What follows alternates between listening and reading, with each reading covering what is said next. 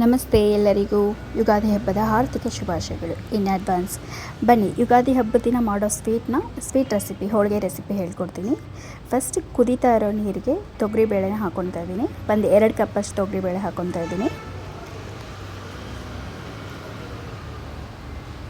ಕುದ್ದಾದ್ಮೇಲೆ ಅದನ್ನು ಬಸ್ಕೊಂಡು, ಈಗ 2 ಕಪ್ಪಷ್ಟು ನಾವು ತೊಗರಿಬೇಳೆ ತೊಗೊಂಡಿದ್ರೆ ಅಷ್ಟೇ ಸಮ ಪ್ರಮಾಣ ಬೆಲ್ಲ ಹಾಕ್ಕೋಬೇಕು.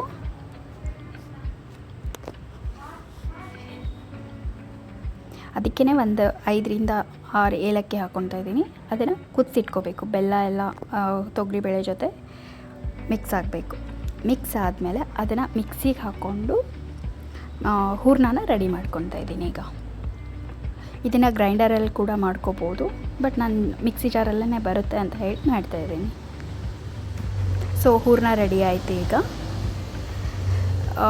ಮೈದಾ ಹಿಟ್ಟಿಗೆ ಸ್ವಲ್ಪ ಅರಿಶಿನ ಹಾಕಿ ಮಿಕ್ಸ್ ಮಾಡಿಕೊಂಡು ಕಲಿಸ್ಕೋಬೇಕು. ಆಮೇಲೆ ಇದಕ್ಕೆ ನಾವು ಚಿರೋಟಿ ರವೆ ಕೂಡ ಹಾಕ್ಕೋಬೋದು, ಬಟ್ ನಾನು ಹಾಗೆ ಮೈದಾ ಹಿಟ್ಟಲ್ಲೇ ಮಾಡ್ತಾಯಿದ್ದೀನಿ.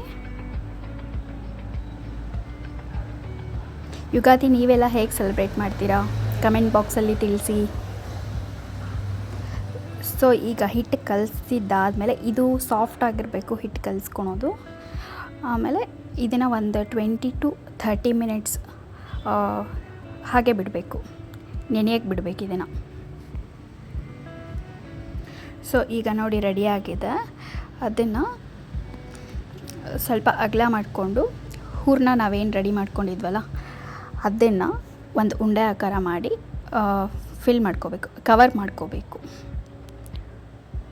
ಹಿಟ್ಟಿಂದ ಹೂರಣನ ಕವರ್ ಮಾಡ್ಕೋಬೇಕು.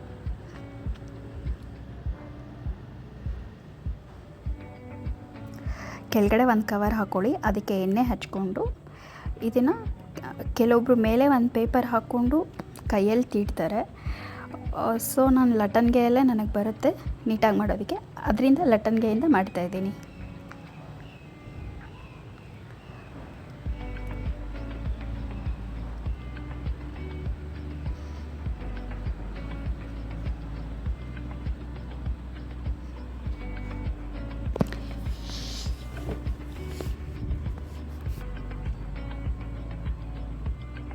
ನೀವೆಲ್ಲ ಯಾರ್ಯಾರು ಏನೇನು ಅನ್ಕೊತೀರ ಎಲ್ಲ ಈ ವರ್ಷ ಸಕ್ಸಸ್ ಆಗಲಿ.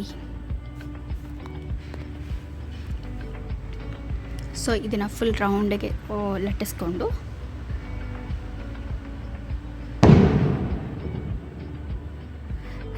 ತವಾ ಮೇಲೆ ಒಂದು ಸ್ವಲ್ಪ ಎಣ್ಣೆ ಹಾಕ್ಕೊಂಡು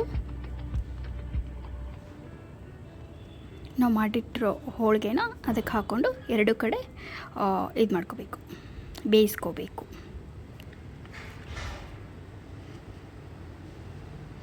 ಸೊ ನೋಡಿ ರೆಡಿ ಆಯಿತು ಹೋಳಿಗೆ. ಇದ್ರ ಜೊತೆ ತುಪ್ಪ ಹಾಕ್ಕೊಂಡು ತಿಂತಾ ಇದ್ದರೆ, ಆಮೇಲೆ ನಮ್ಮ ಕಡೆ ಶೀಕರಣೆ ಮಾಡ್ತಾರೆ ಹೋಳಿಗೆಗೆ, ಬಟ್ ಮಾವಿನ ಹಣ್ಣು ಇನ್ನೂ ಬಂದಿಲ್ಲ. ಬಂದಾದಮೇಲೆ ಅದ್ರ ರೆಸಿಪಿ ಕೂಡ ಹೇಳ್ತೀನಿ ಹೇಗೆ ಮಾಡೋದು ಅಂತ.